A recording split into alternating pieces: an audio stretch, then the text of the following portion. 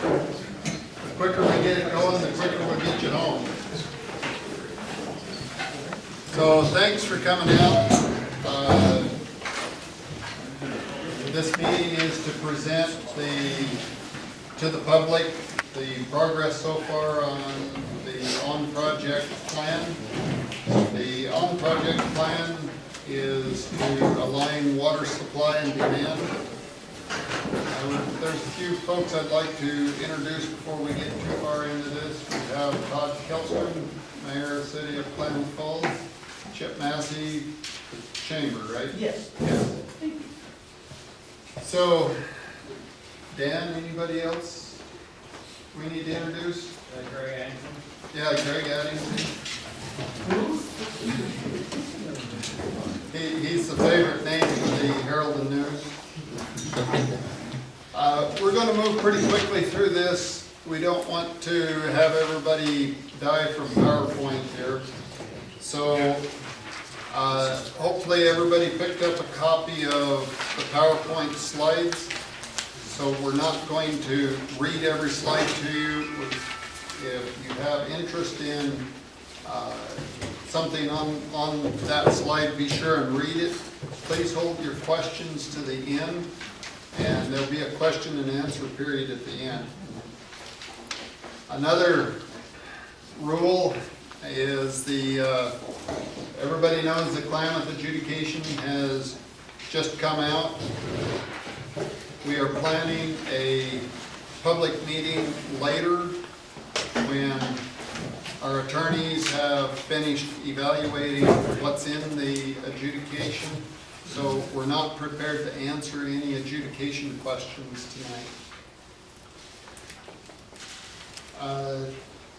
The purpose of this presentation is to go over the background status and schedule of the on-project plan. There's lots of material to cover here. We've already covered that part. So, my name is Holly Cannon from Klamath Water and Power Agency. We are the organization tasked with developing the on-project plan.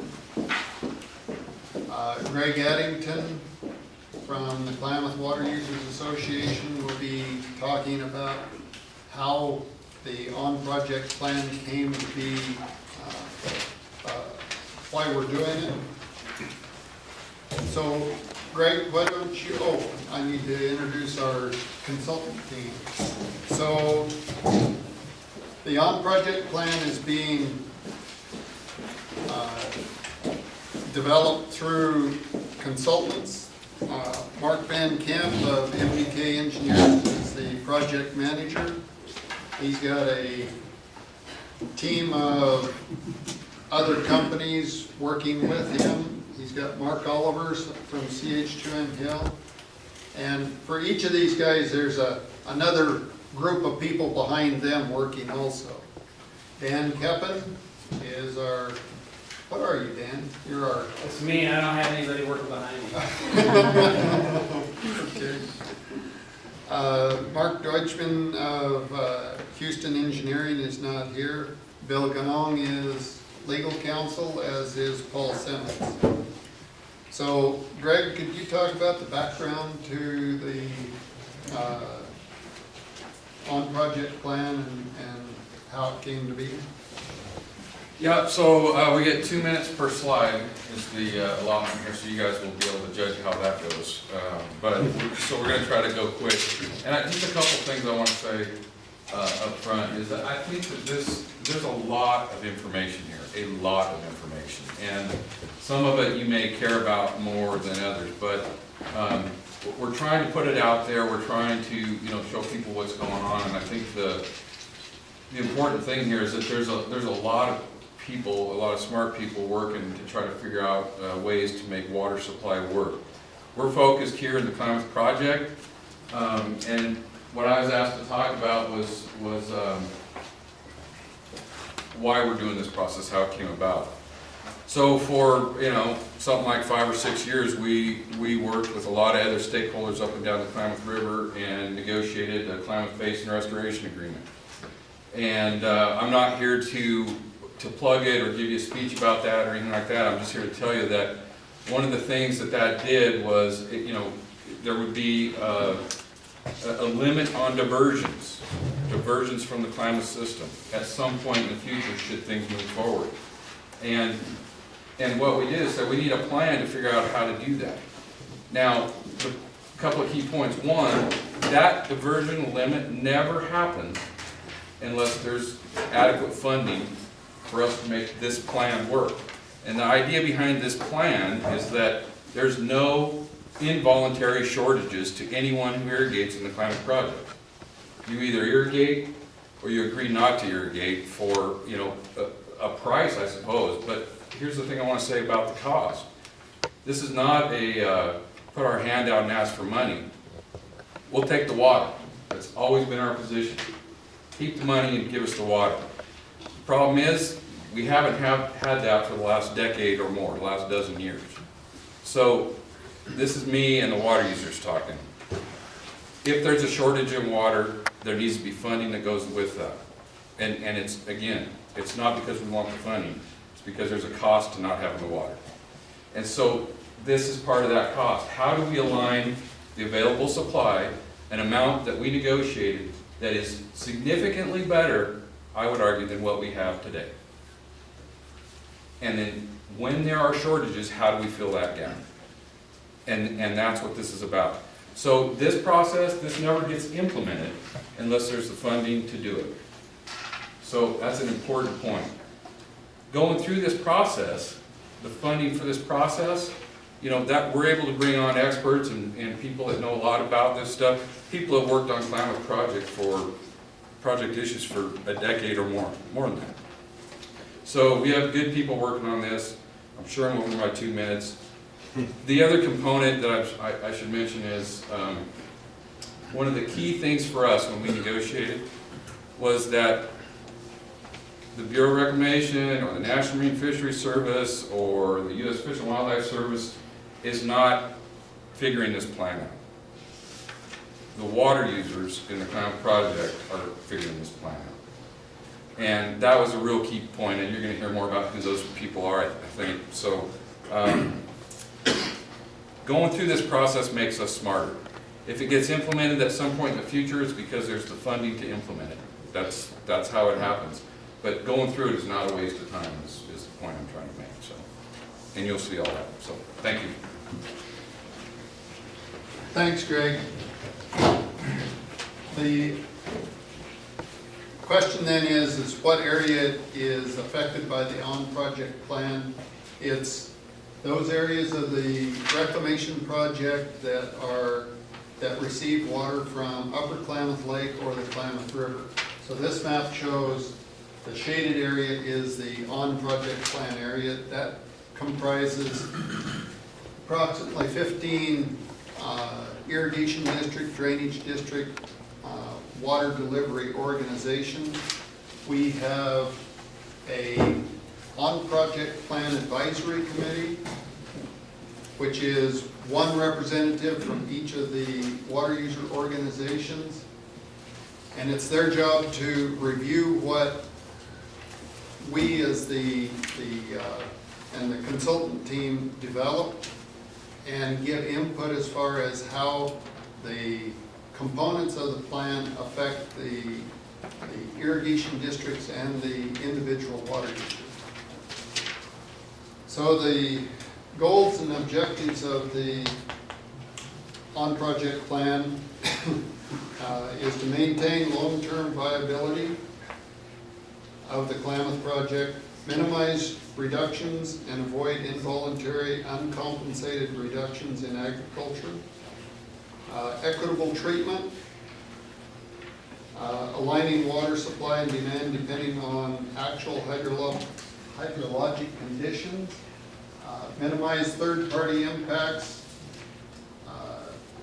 avoid adverse impacts on groundwater, and that's a big piece of the plan, is because our first go-to when we're short on water is groundwater. And use groundwater in long-term and sustainable manner. So everything that goes into the on-project plan is filtered through, does it meet these goals and objectives? So now to get into the meat of the plan, I'd like to introduce Mark Van Camp, and he will take it from here. All right. So those goals and objectives that Holly just mentioned, we're doing this through a series of technical memos. We refer to them as TMs. I just wanted to mention the ones that have been completed to date, which I'll get into a little bit more later, are over on the table just for viewing if you'd like. They're available on the website, Papa's website, so if you ever need some reading to do at night to put you to sleep, it is good reading. I want to talk about this. I want to make sure everybody's on board here. We mentioned the future limitation on diversions. This is the firm water supply. This is a water supply, from my standpoint, under KBRA, on the on-project plan, is firmed up. It gets rid of the uncertainties you, as water users, have had over the last 10 plus years. And I'm going to try to explain it the best I can. I want to make sure everybody's on board. On the bottom here, and I'm going to, instead of use a laser pointer, just step up here. This is a forecast of Upper Klamath Lake inflow. It goes from 0 to 900 on that scale. It's just for the period April through September. Okay? The key point here is that this is the drier years here. That's the wetter years. This is our March through October diversion number. So under the KBRA, under the on-project plan, at a certain date, March 1, you get a forecast, and once you know that forecast, you can come up here and figure out what your water supply is. That's why it provides the firmness that we need. I have simplified this. This is ag only. There's some relationships with the refuges, but I don't want to go into those details tonight. It gets a little bit more complicated. So everybody understand that? Because you're going to see this graph a couple more times here tonight. So during the negotiations of the KBRA, we were looking at historical diversions. The green dots on this graph now compare the historical diversions from 1986 to 2000, a very small time period. Okay, there are a lot of other years that would fall over to the wetter years that would be below that line. The key here is what we're showing as those yellow bars are the on-project plan activities. That's what we're trying to come up with to make up the difference between the firm surface water supply and what is expected to be needed by you folks to irrigate crops. So we mentioned that we're doing this through a series of TMs. The first TM, the goals and objectives, this over here on the table, we sat down with that committee of 14 and we made sure what were our goals. And Holly went over that. TMs 2, 3, and 4 are a lot of background material. We go through the past water supply, the operations of the system. TM 3 is a look at the demands within the system, built up from crop by district. It's very useful information. TM 4, it's called baseline conditions over there. We have kind of renamed these TMs. That is now called supplemental water need, essentially the on-project plan that I showed on the previous slide. So 2, 3, and 4, a lot of background. They're done. TM 5 describes the flow path, the current use of water. So 2001 through 2010, roughly. All the difficult activities you folks have been through over the last 10, 12 years, those are better described in TM 5 for us to try to help understand how to move forward. TM 6 is our water management options, which has currently been drafted and will be on the website within the next couple weeks. TM 6 defines the options that we're looking at, and Mark's going to go into that a little bit. We're currently working on TM7 with the OPAC, which is going to take those options and build them into alternative a strategy on how we make things happen here in the project. So what I want to get to is where we're at. What did TM4, which is that supplemental water need, show us? And the next slide here shows you an estimated demand. For the period 1961 to 2010, we've estimated it in TM4. We've estimated high demand. The reason we've done that is because we want to make sure the plan comes up with enough of these activities that in the future we have enough tools to make sure you folks can live with that limitation on diversion. So we're estimating high so that the plan can satisfy everybody's needs. Let's see. So I mentioned TM5. We use that to help with these activities. TMs 1 through 5 are over here on the table, and I'm going to turn it over to Mark Oliver to go on to TM6 for us.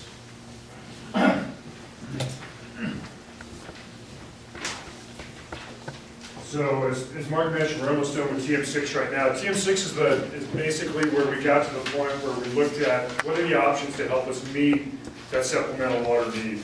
So we came up with what we call categories of options that were basically these 4: water conservation, efficiency, storage, groundwater demand management. Demand management basically means like a short-term idling. And then recognizing that overall we have to come up with a long-term game plan here versus what's been happening. Obviously in the past it's been a year-to-year program. So given it's long-term, we have to look at things a little bit differently. So what we did is we came up with a ranking approach for the options, and we used the same criteria that Holly brought up early on, and it was all based on this TM1. That drove the feasibility of an option and what should be carried forward into the next kind of level of analysis. Key amongst those, if you remember what Holly went through, is making sure that we don't have any impacts regionally to the ag economy. We are definitely looking at ensuring that we have minimization of idling of land and that we have a sustainable groundwater resource. Those are the sorts of things that were included. So those that actually passed the screening criteria then were water conservation efficiency. So examples of that are research-related projects. One that was identified was involving TID sub 1A, and also the refuge and the straight drain, that's what KSD is. Groundwater, essentially looking at, based on what's been going on now in your programs, is utilizing, USGS put together a model that helps us take a look at what would be a level of pumping that would be sustainable in terms of existing permits and all. So that's a real helpful tool. So we're basically looking at what you're doing now as needed, groundwater substitution.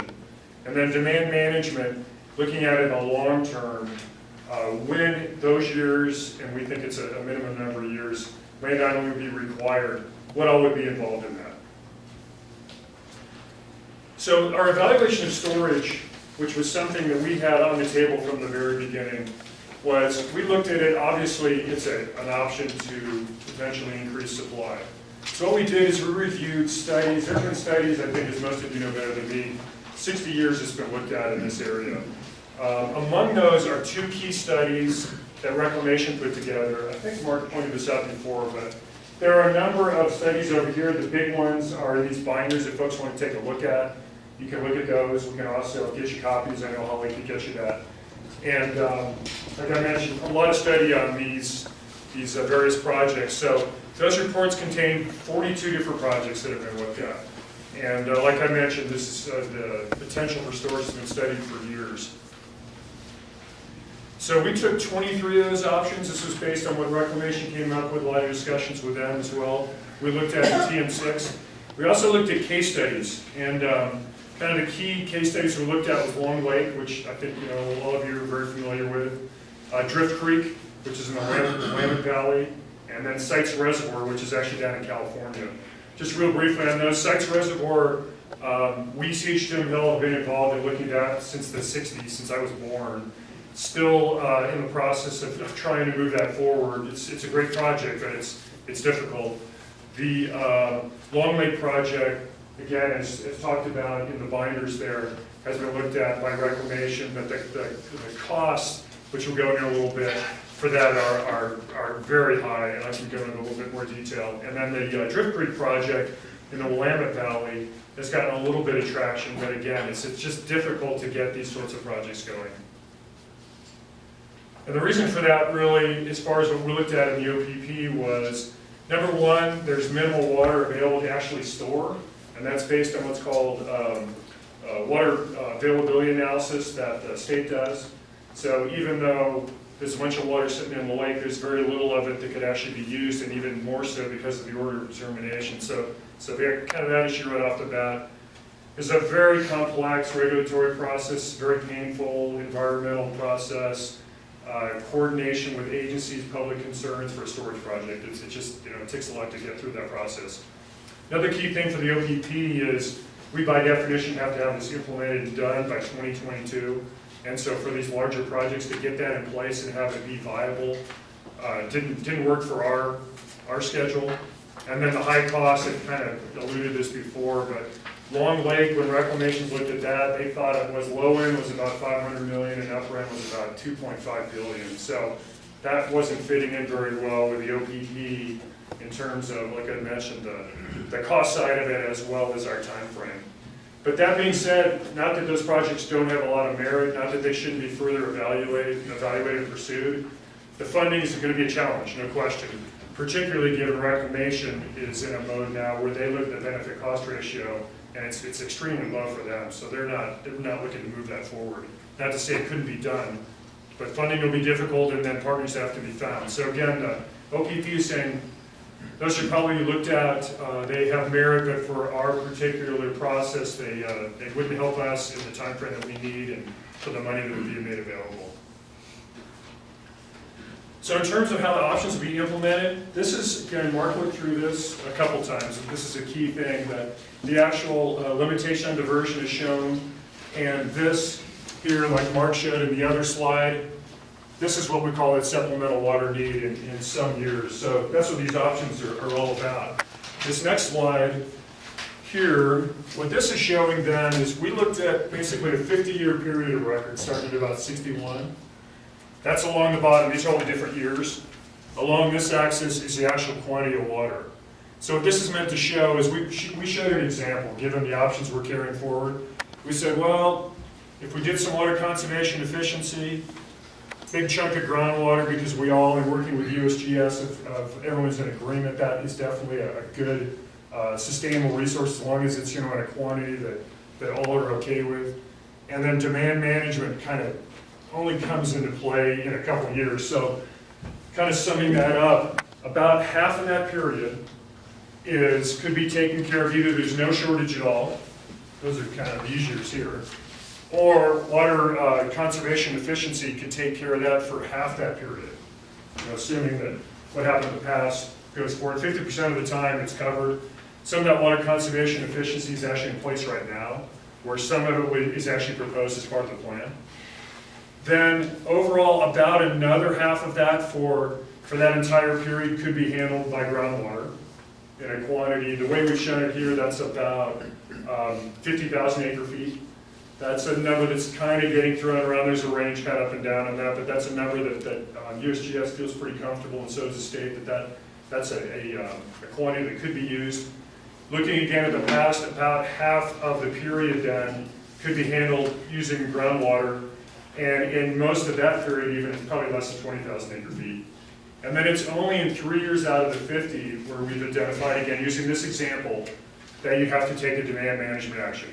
And in this example would be about 20,000 acre feet would be basically gained through a short-term land idling for a year, just for that particular year. Can I speak? You may. No, I've lived here my own time. And I see an area that you haven't even touched on that is available one way or the other, I'm sure. And that's our own lake, Klamath Lake. Do you realize that not too long ago, say it, blunt, without being blunt. Here we sit with a lake that we could get more water into, correct? Correct? It's flowing Physically, in it's and out, deeper correct? physically. It's flowing in and out, correct? It's going through or underneath. That's happened to run That's out. fine, that's fine. So we could trap it more if we just, If we, yes, we could trap more of it before it gets away from us. Is that the way to put it? The, And the dirt that you're going to dig out of the bottom of a lake so that you make more area for storage, so to speak. Yeah, okay. Here's your lake, right here. All you gotta do is take this cracking mud and junk that's down in here, and I'm sure it's, could be used over here on some area that needs dirt. Why not? I'd appreciate it if you looked into this. I'll try to give you a reply that maybe you've heard before. It's the best I have. The Bureau of Reclamation did investigate the dredging of the lake. It's in these reports. Because of many regulations, water quality issues, it didn't get past the first screening into the OPP project.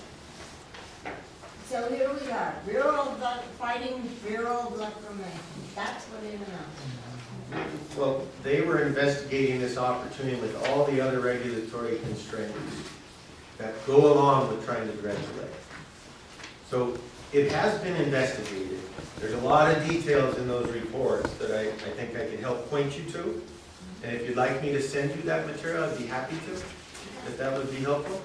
And maybe what we could do is finish up here and maybe I could get your name and send you the information. all right. Thank you. So where we're moving now is into the actual action plan. We've been working on this thing a long time, and it's time to, actually come up with a real plan. So, like I mentioned, the schedule as the OPP has been set up from the beginning, needs to be fully implemented by March 1st, 2022. Seems like a long time, but it's, it's getting here quick. So within that plan, we have to identify costs and funding. Duration really gets at, like we said, it has to be long-term, but there still may be nuances within the agreements depending on how things are structured, depending on, the particular landowner, well owner, or whatever. Has to be something that CWAPA can actually administer, recognizing the way this is set up, it need to be around until at least 2022, and needs to be sustainable, not just from the groundwater standpoint, but from, those years where there is temporary idling. In terms of the conservation projects, et cetera. It needs to be something that will work in the long term. Contract arrangements are going to be key. We've had a lot of discussion about that. How would this really work? Would they all be the same for everybody? Would we need to tailor them? So we're just getting into that process right now. And of course, the plan's got to be flexible because, over that time period, things are going to change. But then again, given it has to be, it's dealing with a long-term process, we have to be able to come up with something that right off the bat we know is going to work. So last slide here is talking about environmental review. So given that reclamation is involved, and given that CWAPA has a state agency role in California as well as Oregon, the plan has to go through environmental review. So in California, it's called the California Environmental Quality Act. A lot of you probably know this, maybe some of you don't. For the Fed side, it's called the National Environmental Policy Act. So those two things we're doing together as one document. We're hoping to have the scoping meetings in this summer, so it'll be another opportunity to come in, because when we do that, we have to kind of open the discussion and look at a little broader net that we looked at even as a plan. And the intent is that document then will be done in late 2014. So that's the last slide I had. I think we'd like to open up to questions now. Mark, you have anything else or others? Hey, I didn't go over my 2 minutes, but I was given very specific instructions, and I forgot one of the most important things I was supposed to say. If you go to page 2 on your handout, the middle slide, there's a sub-bullet there that says protects the OPPA. Again, that's the on-project plan area. That's basically the lands that take water from the Klamath Lake or the Klamath River, protects from water supply, protects water supply from in-stream water rights. And here's, we're not here to talk about the adjudication, and we hope to do that soon in some forum. But the point I think I was supposed to make here is the fact that in the project, the one area of exposure that we have had related to the adjudication and the order that just came out was the tribal claims on Upper Klamath Lake. And their claims on the lake, which they were granted, were, I'll just say historic, that's I think a defined term in the order, but for pretty high lake levels. That was, and their priority date is first.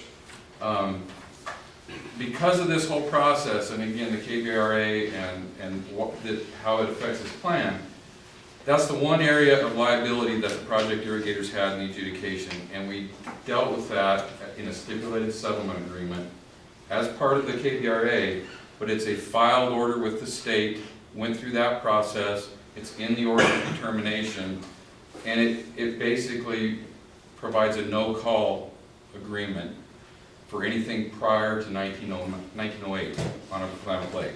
So the Klamath project claim is going to be 1905, is 1905. So we're protected right now from any calls on Upper Klamath Lake. Now, that becomes permanent if the KBRA passes Congress at some point. In a worst case scenario, that protection exists until there's a decreed water right. And I know he wants to put a number on that, but it might not be in my lifetime, I'm not sure. It's going to be a long time, it's going to be quite an appeals process. So that factors into this whole on-project plan and the base amount of water that we have to work with. So I was supposed to. That's great. So we want to just try to address any and all questions if we can, to the best we can. Yeah, Bill. I applaud you on bringing up the potential storage projects throughout the West. Was there any interest in the successful projects that have been developed for storage in the Western United States in the last 20 years? Any interest in? Did you look at any of the projects that have been developed in the Western United States in the last 20 years? I think we can ask Dan to address that. Well, we kind of looked at it, Bill, in terms of reclamation projects, because reclamation was part of all this. There's only been 3 that reclamation's been involved with in the last 30 years. One was Animas and Plata in Colorado, and that happened because the tribes there, the Ute tribes, were a key player, and developing that storage project associated with the water rights settlement happened. Second one was, I think it's the drop structure down near Imperial off the All-American Canal. And that was studied by Reclamation, but ultimately was funded by Southern Nevada Water Authority and so the Metropolitan Water Authority of California. We took big dollars from urban areas to make that happen. And I'm trying to remember what the third one was. Thunder Lake with MWD, maybe that one? Yes, well, that was again funded solely by MWD. And that's my point, is that there are not, if any, Animas and Plata is probably the last storage project in the western U.S. that was initiated and implemented by the feds. Right. The ones that are vital to a community and to economy have been developed by other entities, some of them private. If you look at the developments in Southern California to enhance their storage, it's all been done with private dollars. So I would encourage you to go back and, it's easy to find out why we can't do Long Lake. You just look at that box, that book over there that Reclamation drew up, and they came up with a whole bunch of reasons not to do Long Lake.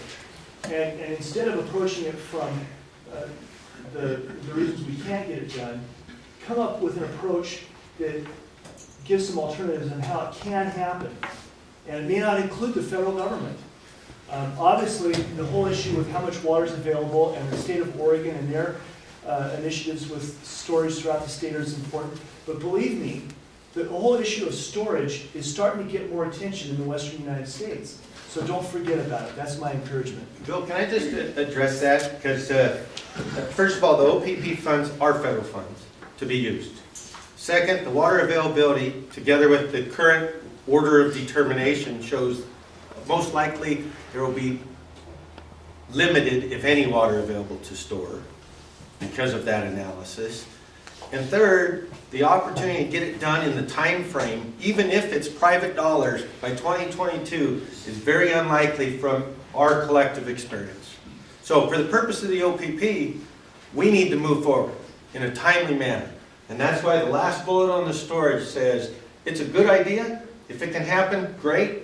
Why can't it happen alongside the OPP or through another avenue? But from the OPP purpose, it just isn't a viable opportunity. I agree with what you're saying, Mark, but all I'm advocating for is that we do not forget about the importance of more storage, and we don't just put it on the back burner of the stove. We keep, beyond the OPP program, and beyond the stipulated order of determination, we need to keep looking at that as an issue, because it is viable.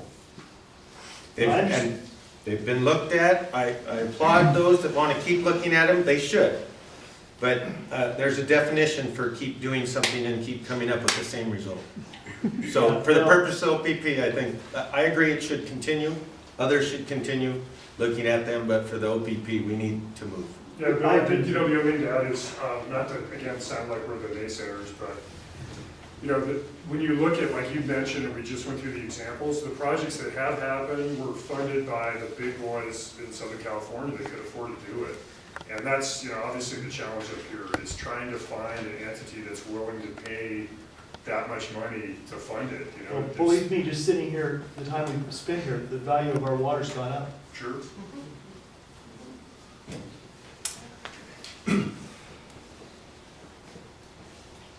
The value of water, it's always going up, but the value, I just want to put that in perspective. The value of water depends on the market.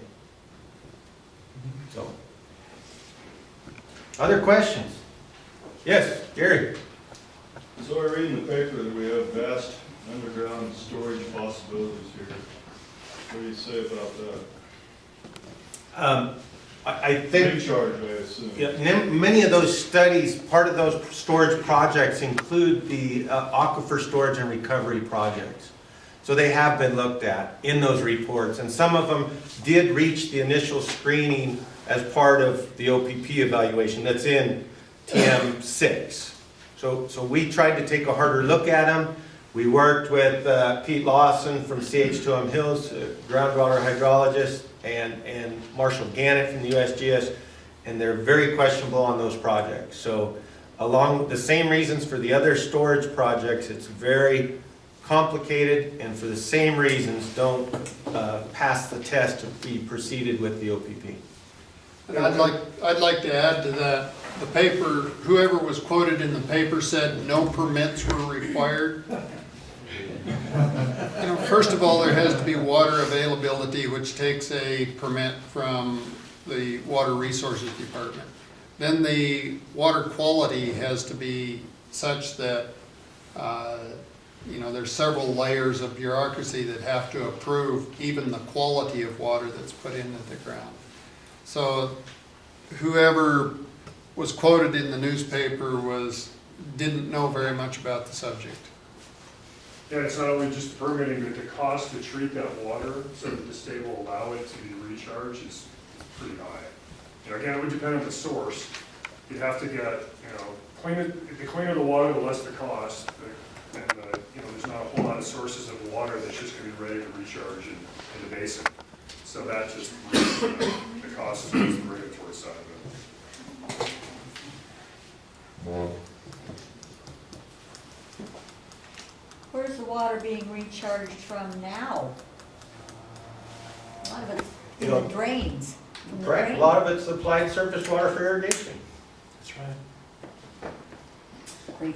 And so we got to be careful, and that's why having the USGS tool, whether or not the OPP and KBRA is funded, in my mind, that USGS tool that was part of this whole effort is a valuable tool for all you water users, and how to use your groundwater in a sustainable manner.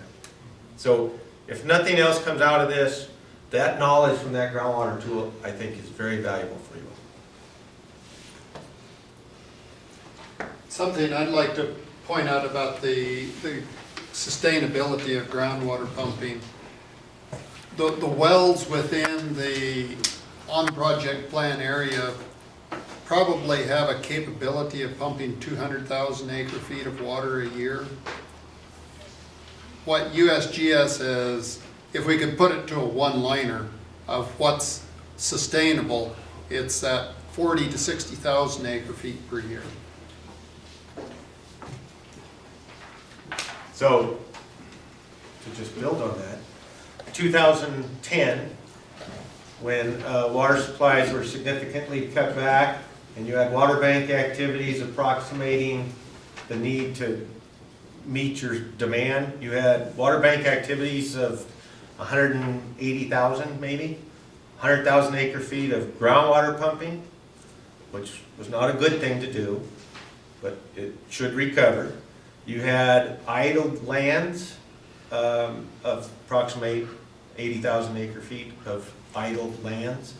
Had the OPP and the KBRA been in place, instead of 180,000, we'd only be looking at somewhere between 20 and 30,000 of additional need, supplemental water. So that is well within the sustainable groundwater pumping as learned through the USGS modeling effort. That is to emphasize the benefit of this project, the KBRA, and the on-project plan.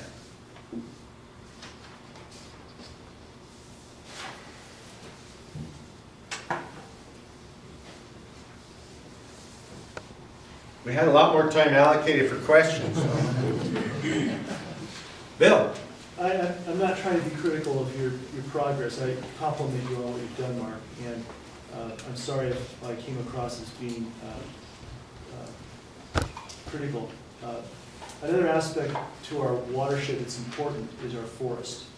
And for the last 30 years, there's been basically no forest harvest on a large portion of federal lands that surround our basin and attribute to our watershed.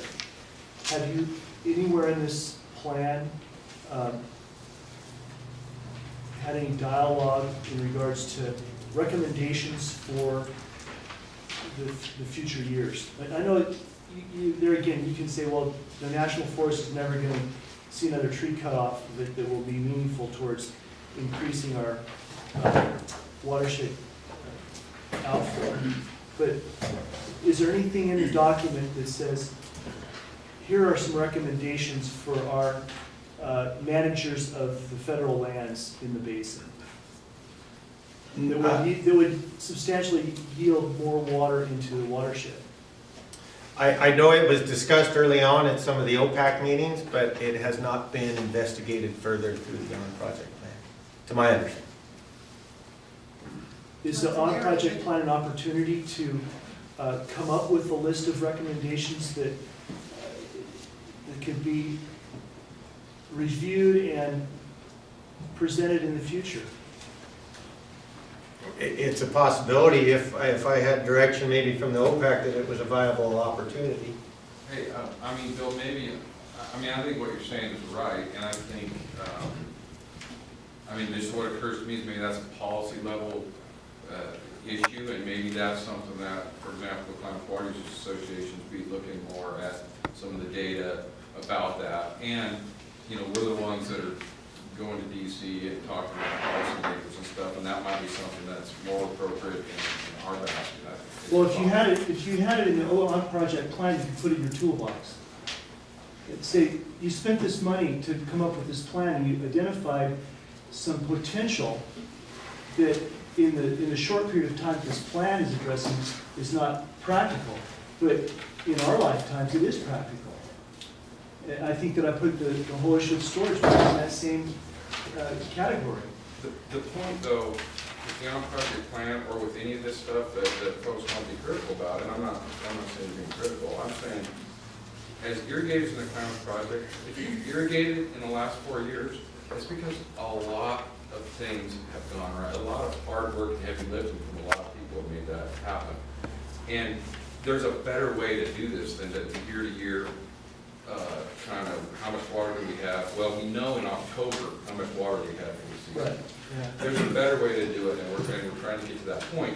So these things, these long-term, big picture things, I'm with Mark. I mean, we're not writing them off at all, but we got to be able to get, we, the irrigation community, we got to be able to get from here to there. If we start building a dam today with all the permits, I mean, without the permits, I mean, we won't make it that long. So we got to have a way to get from here to there and continue to work on those long-term solutions, which I think we all agree with. The issue, just to add a little bit, Bill, because some of the other category, we had some consideration was given to transfers, spending some of the OPP money in the future implementation of it for transfers from upstream entities. And it just didn't satisfy the criteria that we threw in front of the OPAC in walking through that. So that's an upstream, looking to spend money upstream to facilitate greater use of water in the on-project plan area. And it just seems like you're adding a level of complication when you're trying to meet your demand on your project. There's another question on In your brief overview of the development of the action plan for TM7, you referenced the cost of funding and duration. Do you have a ballpark estimate at this time of what those costs might be? And what funding sources might be able to step up to the plate? I know there was an original estimate in the KBRA for the implementation of the on-project plan. But it's the purpose of the on-project plan is try to refine that estimate to search for those funds through congressional approval. I'm looking for Greg to help me here. But the number that was in the on-project plan implementation was $90 million. But Mark, here's the thing that people need to remember about that. We're looking for permanent solutions, right? And we're looking for long-term agreements or permanent agreements to make this plan work. And here's the key point is, and I said it when I was up there, is if the right amount of money is whatever it takes for us to live with the limits we've agreed to. And so what the agreement says, what the KBRA says is, we don't know. Maybe it's less than that. Maybe it's more than that. We had to kind of throw something out there. But what the point is we got to go through this and be comfortable that we're in a position where we can make the demand equal supply. And if we're not there, the agreement has provisions. That limit on what we can divert does not kick in until we've said, okay, we got to where we need to go.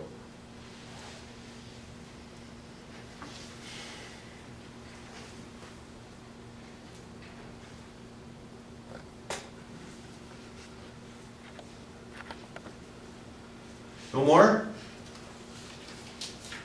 Does that adjudication have anything negative on the KBRA or positive to it? I'm sorry, I didn't hear the question. Does that adjudication on the Klamath Falls and tributaries, does that have any negative or positive aspects on the KBRA? Well, I'm going to answer that this way. I have not reviewed the order of determination. It's being reviewed, so I don't know we know all the facts. My understanding from what I've heard is it's a very positive outcome for the project water users, which would not result in a negative impact to the KBRA and the OPP. Did that answer your question? As best as I can. As best as you can. That's the best answer I've had. On April 11th, the Klamath Water Users are going to have an annual meeting at OIT in the evening. I don't know what time yet. It's going to be in the paper. I've met at 6 o'clock, I believe. And we intend to try to have the water master there, and then some of our folks talking about, our view of what that adjudication order means. It'll still, frankly, be preliminary at that point because of how complicated and big this thing is, but we intend to try to talk about it, and there may be other, public venues that we'll try to. Is that open to the public? or- Yeah.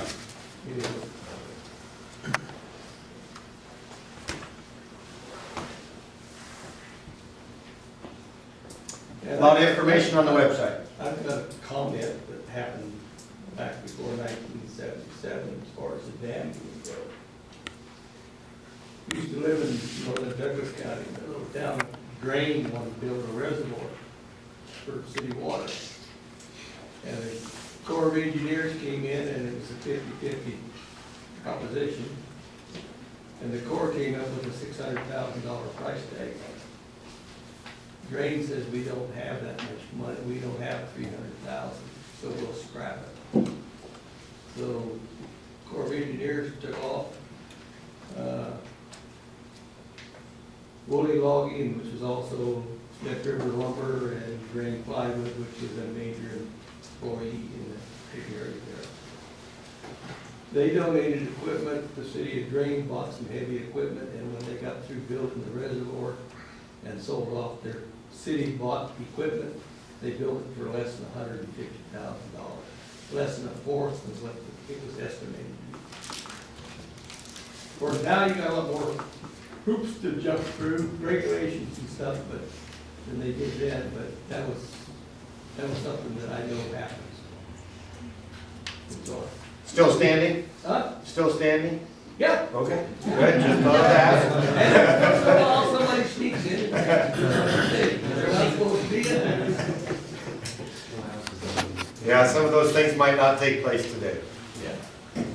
That did happen. And we understand there's some cost cutting, but even, you take some of these reports and the cost in them, and you cut them in half, you'd still find they're outside the cost capabilities from an irrigation standpoint. You had flood control as a cost share purpose with the Corps, I assume. But the Corps left, the Corps did not put anything into it. It was just the city of Drain that did it for. Again, the biggest issue of all, I think, we thought, or we seen, is just the availability of the water, period. Even if you didn't have the issue of the cost, and if you could, kind of go back and dig the thing out, it's getting the approvals from the state to even say, hey, there's any water to store, and contrast that with, again, a project I'm real familiar with, I mentioned Sites Reservoir in California. I mean, it's got a lot of support because it's an off-stream project, it's huge, it helps develop a bunch of things, and there the water is pretty available, but the issue is just the regulatory hoops and the cost. The cost could actually be borne by the South in that case, but they don't want to pay for it because they're not sure they get enough benefit, so it gets into that issue too.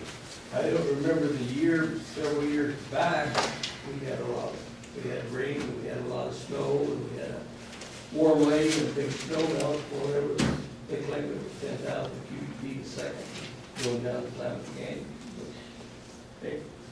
That left the basin, it was gone. Right. I think